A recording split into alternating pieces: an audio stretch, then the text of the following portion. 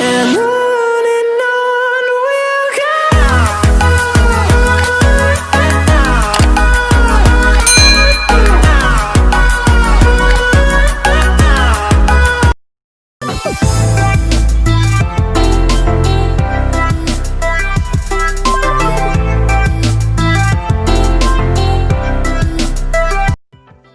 Hai semua, Assalamualaikum warahmatullahi wabarakatuh. Nama saya Linda Cahyatika, NIM T 2019-1048 dari Program Studi Pendidikan Agama Islam Fakultas Tarbiyah dan Ilmu Keguruan Institut Agama Islam Negeri Jember. Di video kali ini saya akan mereview satu buku untuk memenuhi tugas mata kuliah bimbingan dan konseling.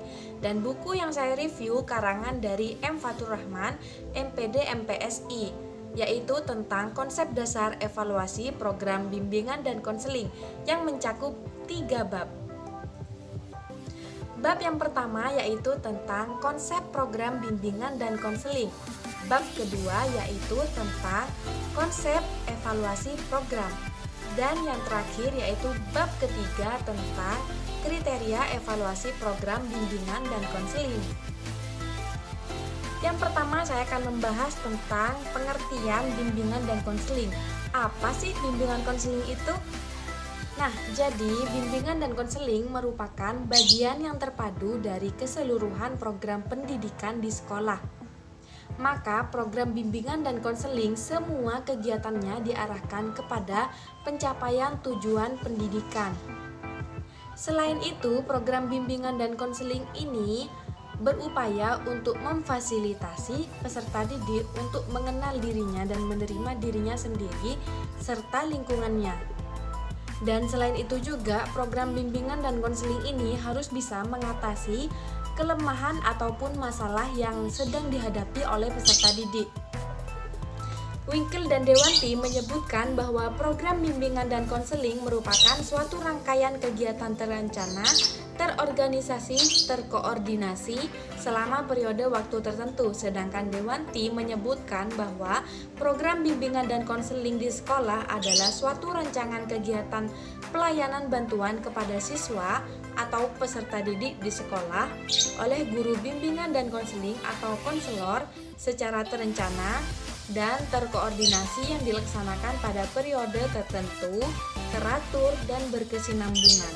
Dan ada juga pendapat dari Giono tahun 2015 yang menyatakan bahwa program bimbingan dan konseling dilaksanakan oleh guru BK atau konselor di sekolah berlangsung setiap hari, setiap minggu, setiap bulan sepanjang semester, dan sepanjang tahun.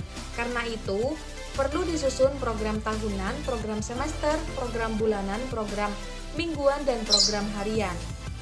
Jadi, penyusunan rancangan bimbingan dan konseling ini sangat berperan penting dalam keberhasilan pelaksanaan layanan bimbingan di sekolah. Penyusunan program bimbingan dan konseling di sekolah hendaknya disusun berdasarkan permasalahan yang dihadapi oleh siswa serta kebutuhan-kebutuhan yang sedang dihadapinya. Sehingga akhirnya siswa dapat mencapai tujuan pendidikan atau pembelajaran, yaitu kedewasaan dalam bertindak dan berperilaku sewajarnya sesuai dengan perkembangan mereka. Selanjutnya yaitu tujuan program bimbingan dan konseling. Secara umum, tujuan penyusunan sebuah program adalah agar seluruh kegiatan dapat terorganisasi dan terkoordinasi secara sistematis sehingga dapat berjalan dengan lancar, efisien, dan efektif ke arah pencapaian suatu tujuan. Menurut Asitki, tujuan program bimbingan dan konseling terdiri dari 2. Yang pertama yaitu tujuan umum dan yang kedua yaitu tujuan khusus. Tujuan umum yang pertama yaitu merencanakan kegiatan penyelesaian studi, perkembangan karir, serta kehidupan di masa akan datang. Yang kedua yaitu mengembangkan seluruh potensi dan kekuatan yang dimilikinya. Yang ketiga yaitu menyesuaikan diri dengan lingkungannya, dan yang terakhir yaitu mengatasi hambatan dan kesulitan yang dihadapinya. Selanjutnya yaitu tujuan khusus program bimbingan dan konseling. Yang pertama yaitu membantu siswa untuk mengembangkan pemahaman diri sesuai dengan kecakapan, minat, hasil belajar serta kesempatan yang ada. Yang kedua yaitu membantu siswa untuk mengembangkan motif-motif dalam belajar sehingga tercapai kemajuan pengajaran yang berarti. Yang ketiga yaitu memberikan dorongan di dalam pengarahan diri, pemecahan masalah, pengambilan keputusan, dan keterlibatan diri dalam proses pendidikan. Yang keempat, membantu siswa-siswa untuk memperoleh kepuasan dalam penyesuaian diri secara maksimum terhadap masyarakat. Dan yang terakhir yaitu membantu siswa untuk hidup di dalam kehidupan yang seimbang dalam berbagai aspek fisik, mental, dan sosial. Untuk materi selanjutnya yaitu tentang sasaran program pelayanan bimbingan dan konseling. Hamrin dan Erikson menyebutkan bahwa bimbingan sebagai aspek program pendidikan yang bersangkutan terutama untuk membantu siswa yang disesuaikan dengan situasinya sekarang dan untuk merencanakan masa depannya yang telah ditetapkan sesuai dengan kemampuan dan kebutuhan sosialnya. Selanjutnya yaitu jenis-jenis program bimbingan dan konseling. Dan di sini saya akan menjelaskan atau menyebutkan dua jenis. Yang pertama yaitu program tahunan, yang kedua yaitu program semesteran yang meliputi program tahunan, program semesteran, program bulanan, program mingguan, dan program harian. Yang pertama yaitu program tahunan, yaitu program bimbingan dan konseling meliputi seluruh kegiatan pelayanan dan kegiatan pendukung selama 1 tahun untuk masing-masing kelas di sekolah. Yang kedua yaitu program semesteran, yaitu program bimbingan dan konseling yang meliputi seluruh kegiatan pelayanan dan kegiatan pendukung selama 1 semester untuk masing-masing kelas yang merupakan jabaran dari program tahunan. Yang ketiga yaitu program bulanan, merupakan program bimbingan dan konseling yang meliputi seluruh kegiatan pelayanan dan kegiatan pendukung selama 1 bulan yang merupakan jabaran program semesteran. Yang keempat yaitu program mingguan yang merupakan program pelayanan bimbingan dan konseling yang meliputi seluruh kegiatan pelayanan dan kegiatan pendukung selama 1 minggu yang merupakan jabaran dari program bulanan. Yang terakhir yaitu program harian, yang merupakan program pelayanan bimbingan dan konseling yang dilaksanakan pada hari-hari tertentu dalam 1 minggu. Program harian merupakan jabaran dari program mingguan dalam bentuk rencana program pelayanan atau pendukung, atau bisa disebut juga dengan RPP, atau dapat berbentuk satuan layanan dan atau satuan kegiatan pendukung bimbingan dan konseling. Lanjut ke materi berikutnya yaitu tentang prinsip-prinsip pokok pelayanan bimbingan dan konseling. Dan di sini Van Hoos atau Prayitno tahun 2001 menyebutkan ada beberapa prinsip. Yang pertama yaitu bimbingan berdasarkan pada keyakinan bahwa dalam diri individu terkandung kebaikan-kebaikan dan setiap pribadi mempunyai potensi, dan pendidikan hendaklah membantu pengembangan potensinya.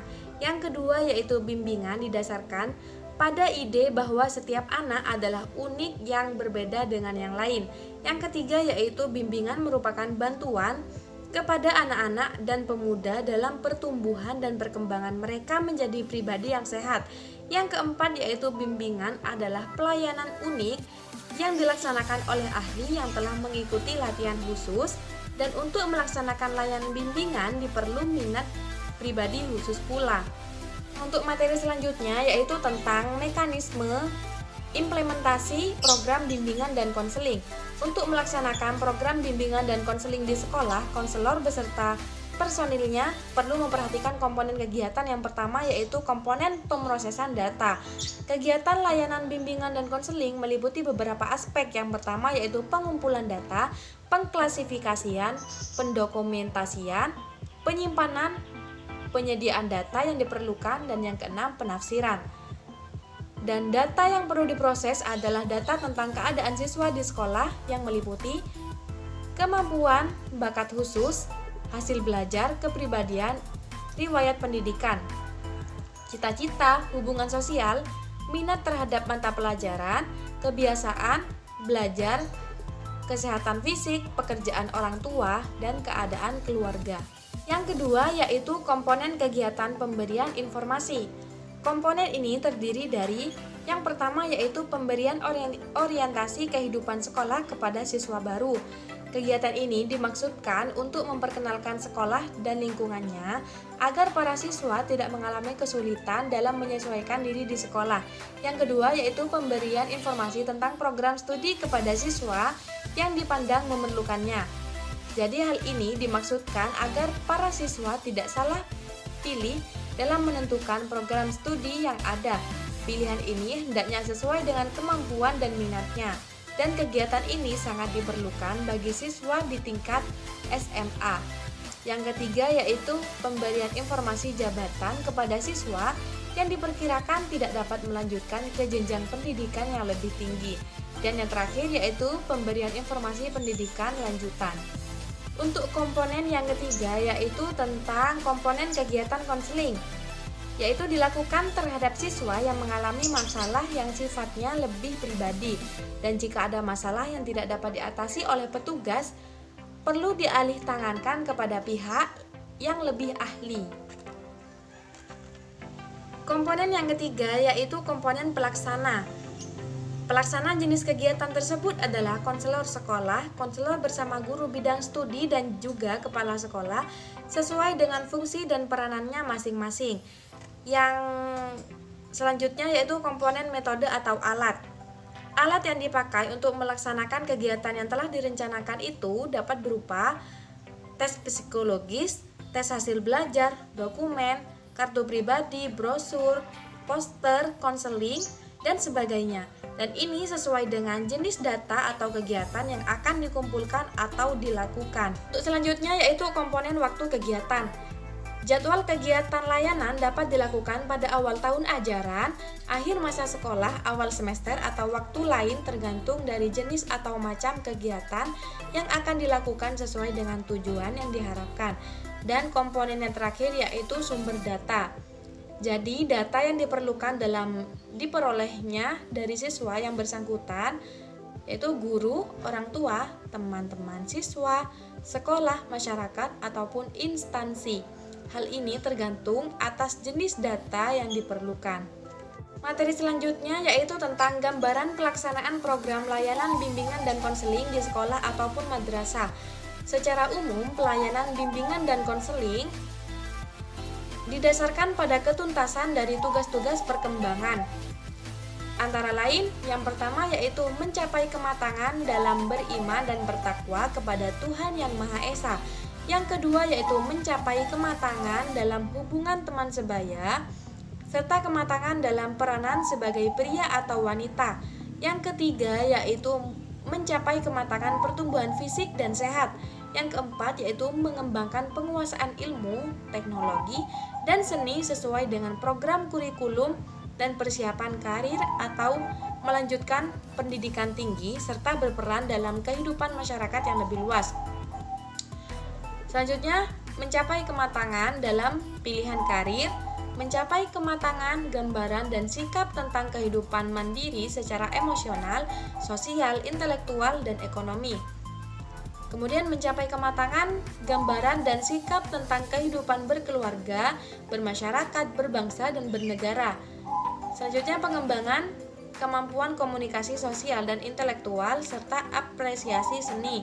Yang terakhir yaitu mencapai kematangan dalam sistem etika dan nilai. Materi selanjutnya yaitu tentang kriteria keberhasilan pelaksanaan program pelayanan bimbingan dan konseling di sekolah. Depdiknas telah memberikan kriteria-kriteria keberhasilan layanan bimbingan dan konseling. Yang pertama yaitu berkembangnya pemahaman baru yang diperoleh peserta didik berkaitan dengan masalah yang dibahas. Yang kedua yaitu perasaan positif sebagai dampak dari proses dan materi yang dibawakan melalui layanan. Dan yang terakhir yaitu rencana kegiatan yang akan dilaksanakan oleh peserta didik sesudah pelaksanaan layanan dalam rangka mewujudkan upaya lebih lanjut pengentasan masalah yang dialaminya. Lanjut ke bab 2, yaitu tentang konsep evaluasi program. Yang pertama, saya akan membahas tentang pengertian evaluasi program terlebih dahulu. Evaluasi dapat didefinisikan sebagai penilaian pencapaian, tujuan melalui pengumpulan dan analisis data yang berguna untuk membuat keputusan dari suatu program. Sedangkan data yang dikumpulkan sebagai fokus dari evaluasi program yang diperoleh melalui kegiatan pengumpulan, pengolahan, analisis, dan penyajian dengan menggunakan pendekatan, metode, model, dan teknik ilmiah.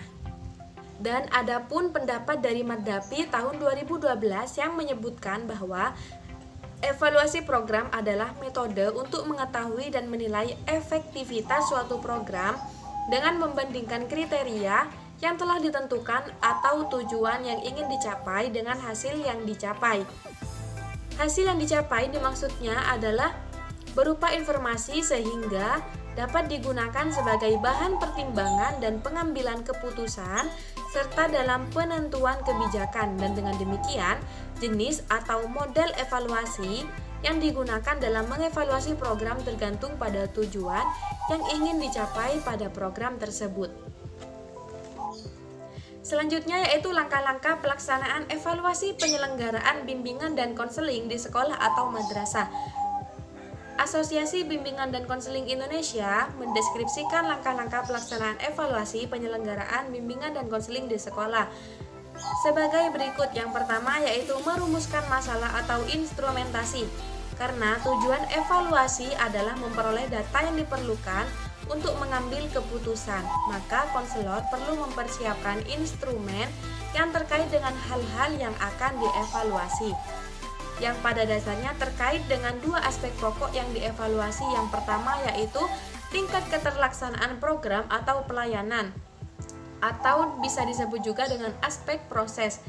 Yang kedua yaitu tingkat ketercapaian tujuan program atau pelayanan, dan bisa disebut juga dengan aspek hasil. Langkah yang kedua yaitu mengembangkan atau menyusun instrumen pengumpulan data untuk memperoleh data yang diperlukan, yaitu mengenai tingkat keterlaksanaan dan ketercapaian program. Maka konselor perlu menyusun instrumen yang relevan dengan kedua aspek tersebut. Instrumen itu diantaranya inventory, angket, pedoman wawancara, dan studi dokumentasi. Yang ketiga yaitu mengumpulkan dan menganalisis data. Setelah data diperoleh, maka data itu dianalisis, yaitu menelaah tentang program apa saja yang telah dan belum dilaksanakan, serta tujuan mana saja yang telah belum tercapai. Yang terakhir yaitu melakukan tindak lanjut. Berdasarkan temuan yang diperoleh, maka dapat dilakukan kegiatan tindak lanjut. Kegiatan pada langkah ini meliputi yang pertama yaitu memperbaiki hal-hal yang dipandang lemah, kurang tepat, atau kurang relevan dengan tujuan yang ingin dicapai. Yang kedua yaitu mengembangkan program dengan cara mengubah atau menambah beberapa hal yang dipandang dengan meningkatkan kualitas atau efektivitas program. Selanjutnya saya akan membahas materi yang terakhir yaitu bab 3 tentang kriteria evaluasi program. Jadi suatu program dapat dikatakan berhasil jika memenuhi kriteria keberhasilan yang telah ditetapkan. Kriteria evaluasi tergantung pada tujuan dan aspek yang dievaluasi. Menurut Ari Kunto tahun 2010, kriteria merupakan suatu yang paling penting kedudukannya dan harus disiapkan sebelum peneliti bertolak mengumpulkan data di lapangan untuk menyamakan ukuran bagi pengumpulan data, menjaga kestabilan data, dan mempermudah peneliti mengolah data. Dan dari penjelasan di atas, kriteria evaluasi program adalah suatu ukuran yang dapat dijadikan patokan yang disusun berdasarkan kondisi dan ketercapaian program, memuat aturan-aturan tentang cara menentukan peringkat terhadap data mentah yang diperoleh dari lapangan sehingga memiliki makna dan mudah dipahami. Baik, itu saja yang dapat saya sampaikan. Kurang lebihnya mohon maaf dan terima kasih banyak buat teman-teman yang sudah menonton video ini sampai akhir. Semoga bermanfaat. Sekian dari saya. Wassalamualaikum warahmatullahi wabarakatuh.